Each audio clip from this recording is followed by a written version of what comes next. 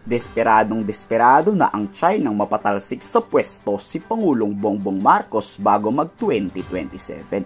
Diyan kasi nakatakdang girahin at sakupin ng China ang Taiwan. Kaya minamadali na yan ng mga pro-China.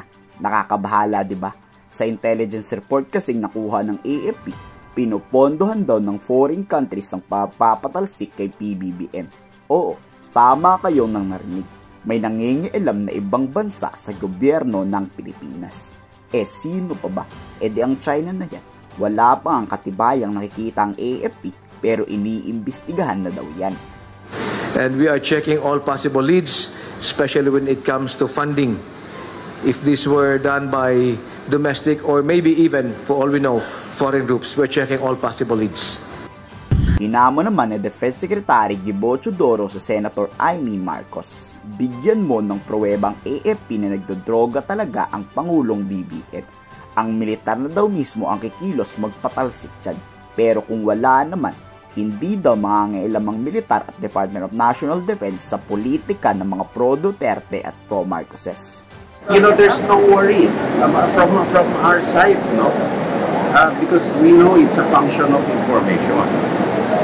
There are political issues that need to be addressed politically, but as I've said before, nasabi ko na noon, politika ito, walang epekto sa armed forces tsaka sa police, no? Of course, police needs to preserve peace and order because they're the law enforcers. The armed forces of the Philippines and the Coast Guard are deputized by the police in case they need it. Gaya ng sabi ni Secretary Gibo, hindi daw talaga makikisawsaw pati ang Philippine Navy hanggat walang konkretong ebidensya na magpapatunay na nagdodroga ang Pangulo. O baka ayaw lang talaga ng AFP kay Sara Duterteng maging Pangulo yan. Kayo, ano sa tingin nyo? Retired officers calling for whatever here and there. Well, yun nga, sabi nga ni SND kanina, these are just all noise.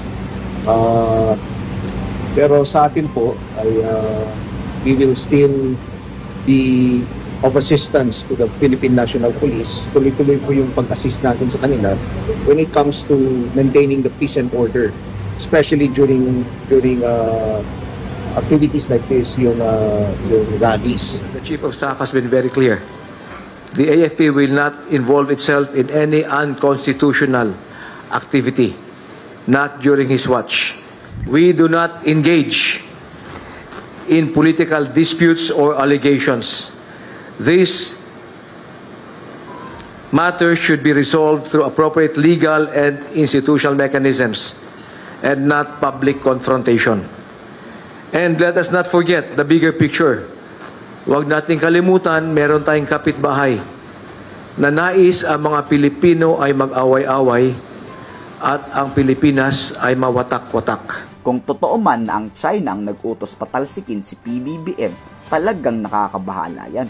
Pero yan din naman ata gusto ng ibang Pinoy ang sakupin tayo ng China. Palagay nyo, ikomento sa baba ang inyong salobin.